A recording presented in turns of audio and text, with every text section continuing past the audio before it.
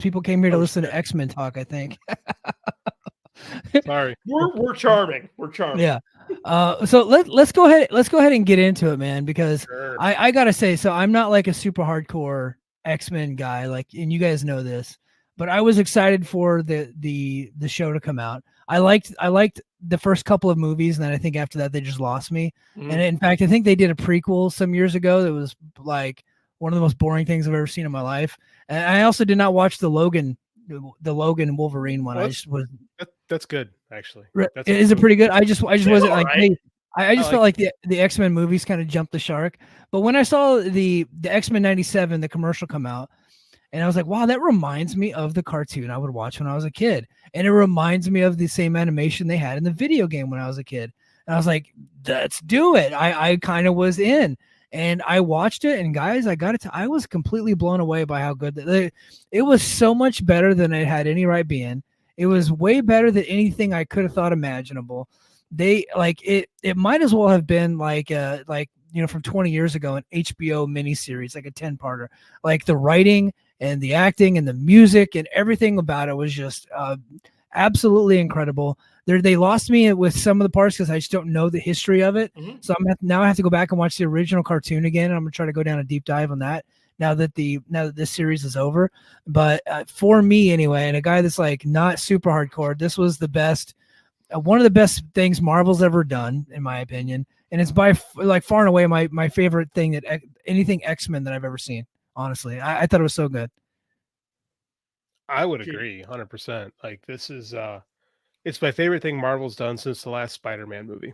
Right? If you listen to my old podcast, Superhero Speak, I've been really down on everything Marvel since about 2019-ish.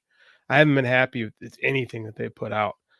I love this show. It's the best. I texted Jeremy after I saw the final episode, and I said, Bo DeMayo, the writer, he's up there with Chris Claremont as like the best X-Men writer ever. Like this You guy, had like another person on there. Who was the other person? Jonathan Hickman. I said, Yeah, Hickman. there you go. I'm in a Hickman kick right now because I'm reading. I'm finally reading Powers of 10, House of X. So I'm finally into that. That's great, by the way. You recommended it to me like a year and a half ago, something like that, and I'm finally reading Now that it. the whole thing's all wrapping up, sure. What's about to? Well, now it has a conclusion. Now I have an A to B. Like sure. Yeah. So he's amazing. Like here's the thing about X-Men. Like is like X-Men continuity is after Chris Claremont, like when Chris Claremont, he's the guy who wrote X-Men. He wrote X-Men from 1975 to 1990. Everything everybody loves about the X-Men comes from the twisted mind of Chris Claremont. Like everything he was into, all his little weird quirks and social fetishes and all those things are filtered through the X-Men. After Chris Claremont leaves and for the next 20 some years, it becomes the most convoluted, hard to decipher stuff ever. It's super impenetrable. Like it's hard to recommend X-Men to people who haven't been reading X-Men forever. Bo DeMayo did this incredible job of boiling down major plot points of like 30 years of X-Men comics and hitting them into this series in a way that breathes new life into the characters, that improves upon the source material in a lot of cases, that really reinvigorates the franchise. This is the best X-Men anything that's happened in decades. So I absolutely love the X-Men. When I was a kid, I think I went to Target or Mervyn's or something, and they would have those 3-packs of comics.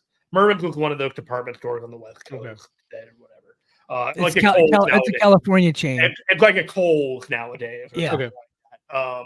But they would have like these 3-packs of comics, and you buy them for like 99 cents because there'd be a bunch in there, and one of them was an X-Men comic, and it was like it had Storm, and she had a mohawk, and she was fighting a big fucking snake on the cover.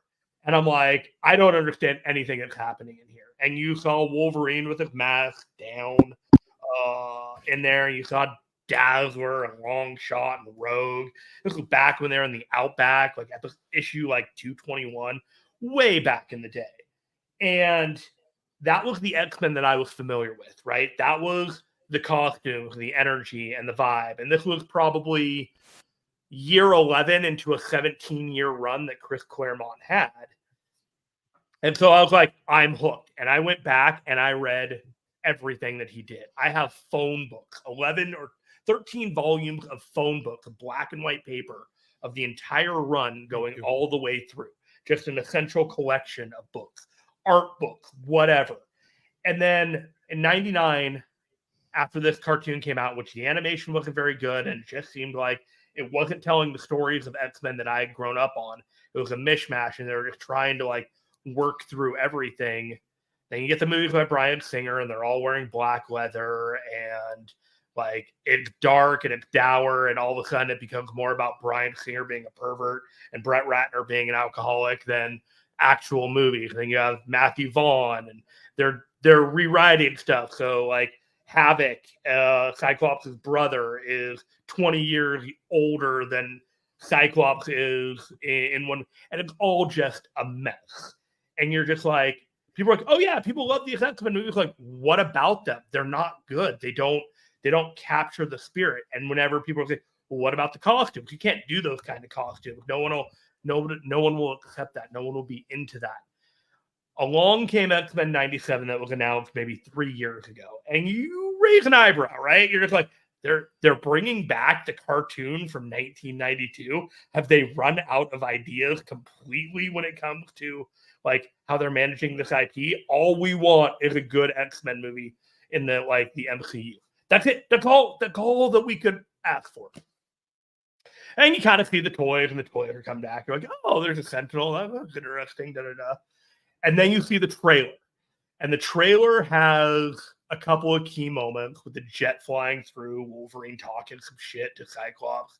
And then you see Wolverine running and Gambit jumping on his back, charging his claws, coming straight towards you as the trailer ends. It's like X-Men 97. And then Magneto's like, everything Charles Xavier owns now belongs to me. And you've seen these things in the comics. You've seen these panels, and you're like, oh my gosh, they're doing that? And then you're excited, and the first episode drops. And like, nobody's talking about it, but all of a sudden on Rotten Tomatoes, there are 50 reviews for this show. And it's 100% approval rating. And you're just like, the fuck? Like, did somebody review bomb this in like the positive way? And then you watch the first episode and you're just like, holy fucking shit. They have figured out a good animation, a good story, and you have distilled the X-Men into what made them exciting and cool in the first place. And it was all that I've ever wanted out of the X-Men. And I have never been happier for a comic book intellectual property to drop on my lap than I was with X-Men 97. Yeah, man. It's just, they hit, like I said, if you've spent your, like we did, our childhood reading this stuff, and you know it, and you could like, you're picking out, oh yeah, that's this. Okay, this is, oh wow, they actually combined this and that. Like, again, I don't want to sit there and go, okay, wow, they took the best stuff of Morrison. You actually said, we were talking, like, they made Scott Lobdell make sense. Like one of the X-Men writers who everybody kind of expect goes, oh, Scott Lobdell. Like, it just, they were able, like Bo DeMaio as the showrunner did such an amazing, you could tell the man just loves this stuff. Mm-hmm. And like, he was able to parcel through it and find little gems. And like, Mike, here's a Cyclops, right? We're going to like getting inside the mind of comic book Scott Summers is a very difficult thing. Here is a guy that the love of his life becomes a god who has to die, right? And she dies. And then he falls in love with a woman who looks just like her. And he asks her, he's got a type. He's got some. Oh, does he? Oh, this guy's got problems. Yeah. Oh, volumes, man, volumes. Asks her, are you secretly, the woman I love? And she punched him in the face. She was like, no, that's insulting. And then they go off and have a kid, and like, he's supposed to retire. And then Marvel editorial fucks it all up and brings Jean Grey back. And then they have to like put this woman on the shelf. And like, well, they make her a clone. Not only make her a clone, they make her an evil clone. And she's evil and she's crazy. And now she's got magic powers. And the story's fun. But I mean, it does, like, as a character, man, Madeline Pryor, it's just, if she could twirl a mustache, she would have. Like, she just has this ridiculously this just ridiculously, I don't even want to use the term sexy because it's like, it's not, it's just like, It's Machiavellian.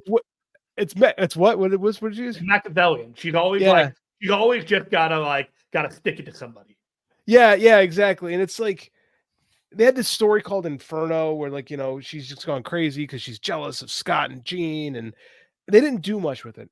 And then they took the seeds of that for this show, and they gave Madeline Pryor character and heart, and they made her sympathetic because she's always been super sympathetic, but was never written that way. Because, like, you know, the editorial team, they just wanted, you know, we got to get Scott and Jean back, you know, and like they redeemed the character. And then when they give her own sense of agency, they give her own personality, they make her super relatable. And then they do the most incredible thing. They fucking killed her. So you see this potential and you're like, oh my God. Oh my God. The destruction of Genosha from the comics, straight from the comics. They did that here, and and they killed Gambit, and it just, you're just the end of episode 5. Everyone I've talked to is like, dude, the end of episode 5. I couldn't believe it. Like, again, if you read the comics, you're like, yeah, Genosha, they destroyed Genosha. That's how Grant Morrison's X-Men run starts. The way they did it here was just so powerful, man. Painful. Like the stuff, painful. Like it hurt. Like I sat there on my couch for a good like 10 minutes. I think I texted you right away, and I'm like, I just finished the episode. Like, and I had to like absorb it for a minute. I couldn't believe how moved I was. Like I'm not over exaggerating when I say this. It's my favorite show on TV right now. Yeah. Like there's nothing even close. I love X-Men 97. Like I heard some kids talking about it in class, and I was like, no, okay, here's the thing. And I just went hard sell on X-Men 97. And I'm like, I don't know if you're gonna get it if you're not 40, but it's really good. Yeah. You know, it's a show for us. The thing about Genosha, for that episode 5, to them destroying Genosha, like for me, I didn't know that was coming. I didn't know that from the comic book. So like it caught me completely by surprise. And I was like dumbfounded by the end of it. But at the same time, the same day that I watched it, I was watching a lot of the stuff on the news about Israel and Hamas, right? And Hamas had just done that to Israel. So I was like, in my head, it's like, whoa, like, so it was even more powerful than I had, you know, just watching it, like, because I had that in the back of my head already about what was going on in the world. Not only like one side, but then the other side too, like the back and forth between those two countries, right? So like I kind of already had that in the back of my head, but like here's this like almost genocide on X-Men 97 where they're, you know, killing everybody, and then Gambit dies. And I'm like, well, what the hell, Gambit? And I was like, but you know, it's X-Men, everybody comes back to life, so he's gonna be back eventually. But yeah, he was gone. But that episode just kind of left me hanging, man. I was caught off guard big time. They were playing fast and loose with a lot of the timeline because of the way the original show was. In the original show, they liberated Genosha, but it happened a lot later in the comics than it did with a lot of the other events that were happening in the show. So the show was centered around a few events that happened in the 190s to like the 220s of the comic, which was a good 5 years before 1992, and that was Magneto taking over the school and Storm losing her powers. Those all happened in 1985, 86, 87. Yeah. And then X-Men 92 hit, in which we started having the stuff with Genosha being liberated, and all that stuff happened in the comics in around 2003. So you have a 17-year period of stories that they are mining and concurrently telling at the same time. So if you're looking for these books in comics, there's not going to be one story that's telling all of this stuff the way that it is. And I find that incredibly fascinating that they managed to make all of that work together in unison and make all of those stories similar. Xavier in space happens near issue 300, but they're making it seem like it happened at the same time that Magneto stuff is happening. It doesn't. He's gone for years and written out of the book. But what they've managed to do here is take what's important from those stories and craft one giant, bigger story throughout all this stuff. And they gave centric episodes to all the people. There was an issue of Wolverine that they based Jubilee in Mojo World with the black leather outfit that was drawn by Mark Silvestri in the issues of 50s of the Wolverine. It was all over the place. Panel, like they took a panel and they transferred it to the screen. The amount of love and care and detail of this show and making sure that when like Gambit dies and Genosha is destroyed, you feel it because you are already so invested. You already mentioned Madeline Pryor, but in the comic books, there's about 8 or 9 years where she is systematically torn down as a human being because of the fact that she looks like somebody else. And then she is made to become a villain because everyone is expecting her to be this other person. And she's not. And it wasn't until the last couple years in Marvel editorial that they were like, you know, that was kind of fucked up how we were treating women back in the 80s and 90s. Maybe we should kind of undo that. And so they've turned her around in a bit, but it took years. This show did it in 3 episodes. You know, like they were moving at such a clip with all of these things that they managed to explain the scenario, explain the problem, come to a conclusion, and realize that, oh, hey, when this woman dies in episode 5, you care about her as much as Jean Grey, but are also acutely aware that she is not Jean Grey, something that they were struggling to delineate in the comics for so many years.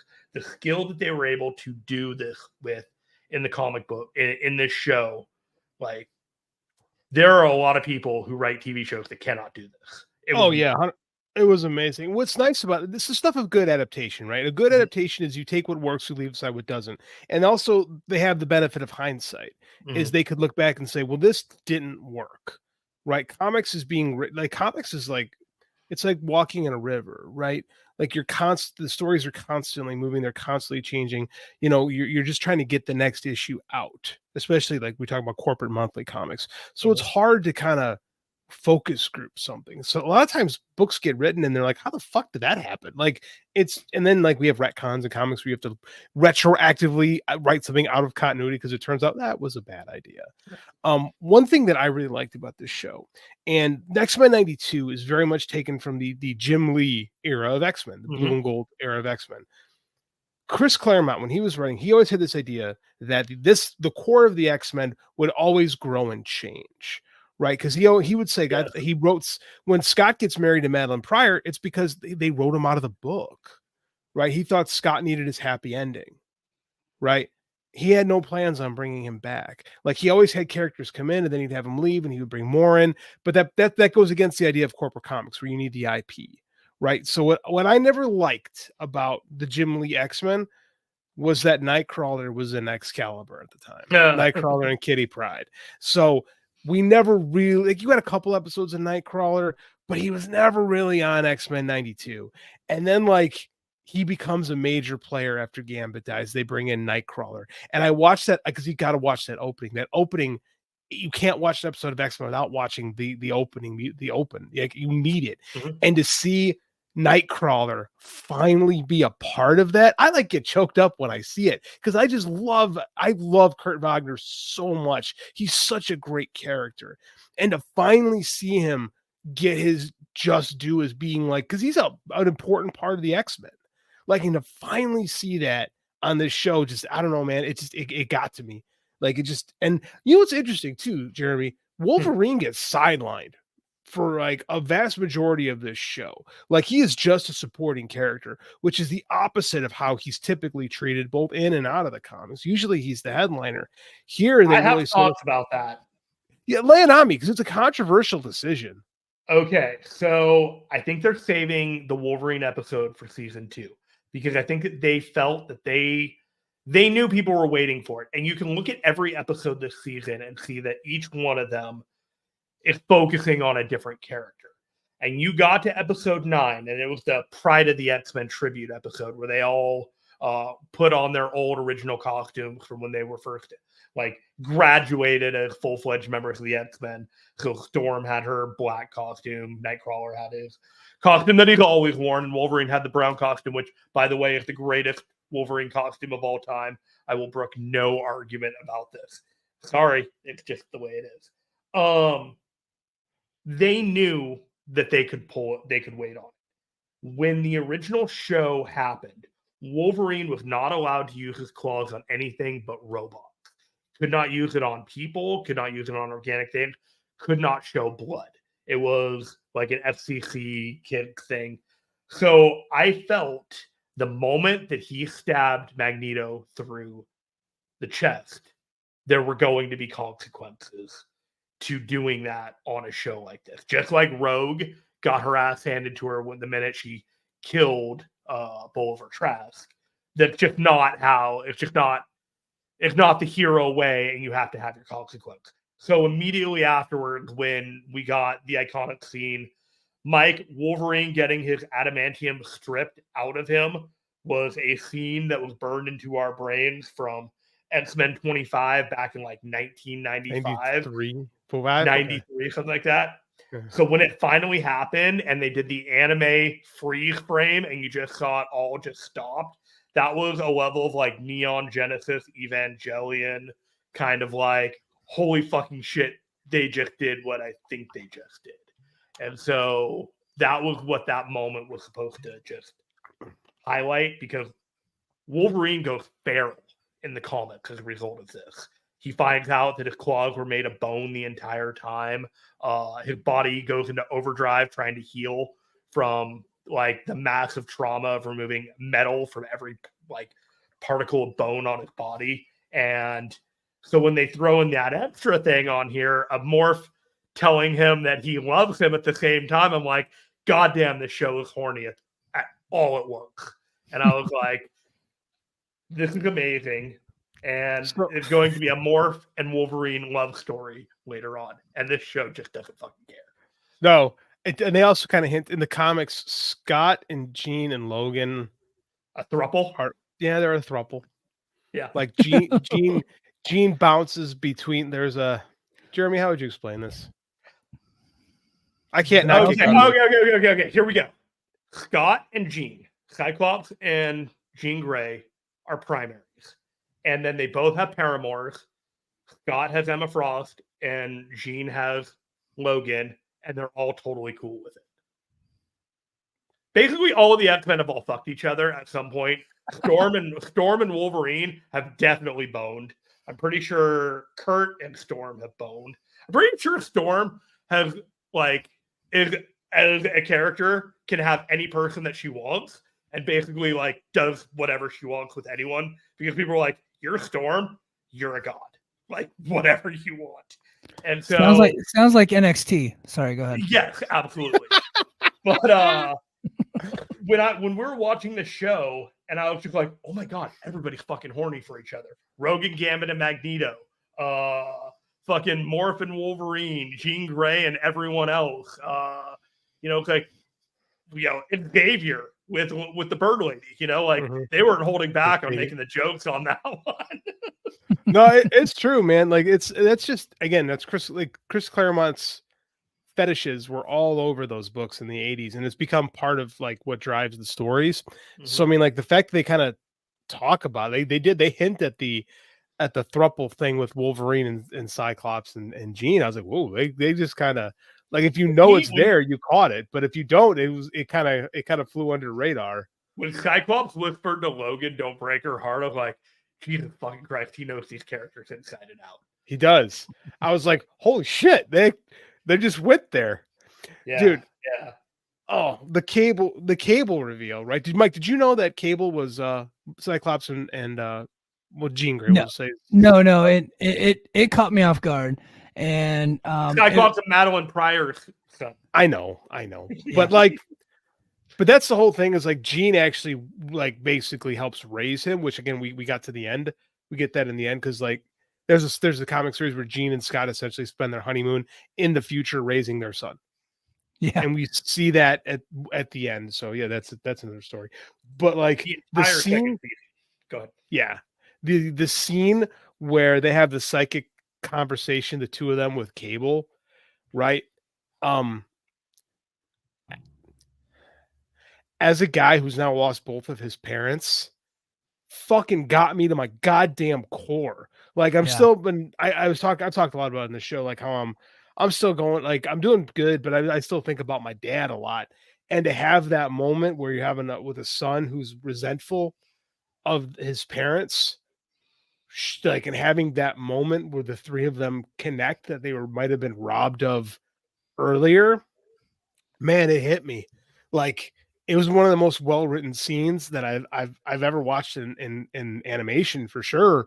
Like, I was blown away at how well they just nailed that sequence. Like, it's far and away my favorite part of the show.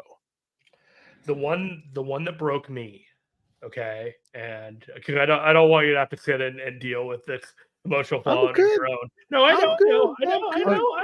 know, but this one got me. Don't worry, you guys are gonna get the thumbnail treatment if you start crying though. Just so you know. I'm fucking dude. I'm tough. I don't cry. So, I'm tough. There were a number of moments at the end of episode 5 when that episode went to black. I think I was sitting in my car on my lunch break, and I was just silent for a second, and I think I just yelled, "What the fuck?" And I just I looked around. I was like, I have absolutely nobody to talk to about this, and I don't know what to do about that. And so I prepared myself for future episodes. And so when we got to the next episode, I was actually down in Palm Springs, unplanned. I had to be down there for something. And Nightcrawler did the eulogy for Gambit. And it was so simple, where he was talking about how Gambit didn't feel like he deserved the forgiveness of what he had done, and then Kurt explained that he had a tell, and that his tell all along was humility or modesty, and it was just one of those in my mind, I was like, I could only hope that when I die, somebody says something as simple and pure as that for me. That's all I could hope for. And it just kind of got me in I could only hope that somebody would say the same thing about me. You know what really got me really super into the show. Now I'll be on episodes 1 and 2 I thought were pretty good. But at that point I wasn't at the point where I'm like, this is the greatest thing I've ever seen in my life. I was like, no, this is a pretty good show. Yeah. Episode 3. Now you guys can correct me if I'm wrong, but I think it's episode 3 where they clone Jean Grey, right? And then they have to give up the baby. Mm-hmm. That the ending of that episode is what got me, because we were just now finding out, you know what I mean? So I'm mm-hmm. relating to it. We're gonna have a boy now, so I'm all of these things are going through me, and I'm watching this thing, and they're having to give the baby up, and then of course it gets revealed later that it's we're going to get to see him as an adult later, and we're going to fight side by side. And then all of a sudden he's going to get manipulated by a sinister good being. And then Jean Grey's going to have to fight her own kid, but or her own kind of pseudo kid, because the kid was her clone's kid. It's super convoluted, but it's a great storytelling. But I think episode 3 is really what turned the corner for me, where I was like, okay, they got something here. I think this is going to be an all-time great series, because that episode specifically, I thought was really scary. I was like, it was almost like a thriller and a horror, and then there was tons of action, and by the end of it, it's a melodrama. By the end of it, it's they hit every damn emotion. Wasn't much funny about it, but they hit all the other emotions in one episode. I'm like, an animated series to be able to hit all those notes is quite tremendous, and I just loved it. I thought it was interesting in around the hospital episode, they would foreshadow things, right? And one of the really good things that they foreshadowed was Rogue touching the doctor to deliver the baby, because it suggested that she was willing to break the rules when she saw fit. And then later on, she would do things again where she would start to break the rules as she saw fit, and it would escalate more and more and more. And so they would do that at constant times of the show, including with Gambit, where it happened, and then Xavier got the vision about it, and then there were other things. But I don't think the vision was about the past. I think the vision that Xavier had was about Gambit's future. You guys know what I'm talking about here? Did you watch the end credits? I did. Mm-hmm. I saw it. Did you, Mike? They had something after the credits? No, I never stayed to the end. At the very end, they had the 2 stingers where Cyclops and Jean went to the future, to meet the Ascani, and then Xavier, Magneto, Beast, Rogue, and maybe Fortune Storm. Like so, Storm, Morph, and Wolverine are off the grid right now. Yeah. Okay. Because like they go into the past and they run into a young Apocalypse. And Sabanur, that's Apocalypse. Yeah, that is the character of Apocalypse. So the show goes to credits, and then it comes back, and they're back in Genosha, and you see a large figure in the ashes, and he's scrambling through the ashes, and he's talking about so much pain and so much death, and you realize it's Apocalypse, and he's like, all these children, so much death, and he wipes away the ash to pull a Queen playing card, which is to suggest that Gambit is probably coming back as one of the 4 horsemen of Apocalypse in season 2 as one of the bad characters. And you could probably start chipping away at who else died in Genosha, including Madeline Pryor as another character, 3 more characters that they could incorporate as the 4 emissaries of the Apocalypse, War, Famine, Pestilence, and Death, with Gambit being the leader of Death. So which is from the comics. Yeah, and they've set all of this up beautifully. Like they have told you all of these things that are happening. You know, from Cable going, I've tried this 200 times. It never ends differently. Well, this is the time it ends differently, and now Apocalypse is going to bring a couple of these people back and turn them into their 4 horsemen, and then eventually they'll all come back around. This is the way in the X-Men world. Yeah, this is X-Men.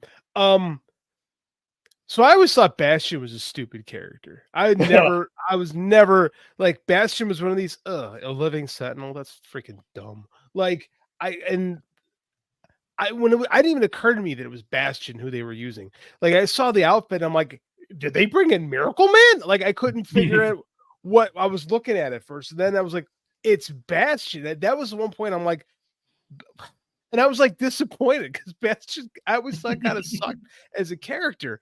Oh my God, did they do work with him? And like, this is like, we're talking like a D-level X-Men villain. A one and done. A one and done. Yeah, that's a great way to put it. He's in one story, like one storyline. And like, they've like revitalized him. I mean, like, they made him one of the most cunning and brutal X-Men villains ever. They made him an avatar for the entire Sentinel program, and it was the way that he should have been done in the first place. 100%. So, Mike, in the beginning, this comic was called Operation Zero Tolerance, and it was a mess of a crossover between 8 or 9 books in which this guy was rounding up mutants, kind of like Trump would back in like from 2016 to 2020, the illegal immigrants, like ICE and all that. It was basically like a mutant version of that. And when you read it and you got a sense of terror and a sense of like dread about what was happening, but it never quite came off the page the way that it did on this show. The terror and the abject horror and the body horror and everything, it changed everything, and it made me so uneasy watching the Sentinels as they evolve from like metal plastic behemoths to these nanobite tech human operatives that have no control over it, and it's simply frightening. They made it absolutely terrifying. It reminded me of the Suicide Squad sequel, where Starro is his DC character, the starfish that goes on the face. And like in the comics, the starfish comes off and they're back to normal. In the movie, which I thought was super terrifying, when the starfish comes off, the person dies. So they're done. And it reminded me a lot of that, because like when they're turned into these Sentinels, that's it. Like it's very Cronenbergian, like Cronenberg-esque. Very much like David Cronenberg. Like this, like Jeremy was saying, body horror. That's exactly what it was. It was, man, it freaking blew me away how terrifying a character Bastion was. And like I'll be shocked if Tom Brevoort isn't blowing the dust off of him for this X-Men relaunch coming up in the comics later this year. Yeah, so he's a D-level character. I'm surprised Sony didn't make a movie about him yet. They don't have. He's not a Spider-Man D-level character. I know. I was just wanting to make a joke. So yeah, we were trying to Good one. figure out whether it was going to be Onslaught or Cassandra Nova or all of these big villains that would be coming their way. No, it turned out it was Bastion, the one and done mutant Sentinel hybrid that no one really thought of, and now is going to be super popular. First appearances, the whole deal. I haven't thought of Bastion in 25 years, something like that. Like I'm like Bastion, like it shocked me, and did it work? Like I said, Bodemile had a lot of X-Men. Do you think that we will be getting Onslaught by the end of next season? I don't know, man. I mean, like that's they gave it away. They gave it away with that mental battle at the very end. They kind of did. Like I'm like, Onslaught is not a great time of X-Men, but then again, there's not a lot of great times of X-Men. There's far more bad X-Men post Claremont than there is good. So maybe I don't know. Bodemile seems like if first, Mike. You know the guy who wrote this show got fired. I do remember that. We actually talked about it on the Mike and JD show. Oh, we did talk about that. Fired apparently for being a bully to his staff. That is is that why he got fired? That is the underlying belief, is that he was a very difficult boss, and they did an investigation. That is the understanding, and it has nothing to do with his OnlyFans. Oh, which would make more sense. It does actually. Now I'm even more disappointed because I feel like we can't rally to bring him back now. I will say this, Mike, if you do need to do a deep dive on these shows, that individual on his Twitter did homework for each episode so that you can just, instead of watching the whole damn thing and be like, why am I watching this one episode featuring a guy calling himself a toad? I don't care. They will direct you to the episodes, the 15 or 20 of the entire run that you need to see that he based on, that said, hey, this is contextually will help you. Well, yeah, I think I'll take a look at that. Well, guys, this has been a lot of fun. I want us to reconvene later this year, not only for the Star Wars thing, we'll do that in December, but August, September timeframe, we're going to have to do a Batman retrospective because the new Batman series is being released on Prime, right? So I think we need to get into a little bit of that and talk about that. We'll reconvene this fall. And then Jeremy's already been locked in. Too bad, Jeremy. You can't get out of it now. You're locked in. It's going to be automatic. A Star Wars Christmas special. That's I have to talk about Batman and Star Wars with two other dorks. Darn. But hey, guys, that's going to do it for us on this episode of Overtime. I greatly appreciate you being Patreon subscribers. Please tell your friends to subscribe to us. And if you want us to cover a specific topic, let us know. I'll be doing a mailbag probably here in a few weeks. Probably sometime in June or July, we'll do another mailbag and we'll get a bunch of questions from you guys. So, Jeremy, thank you. JD, as always, we'll see you on Thursday night on the Mike and JD show on the Voices of Wrestling Network. And until next time, mahalo.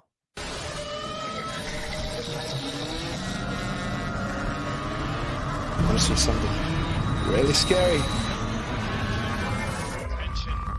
Do I have everybody's attention now?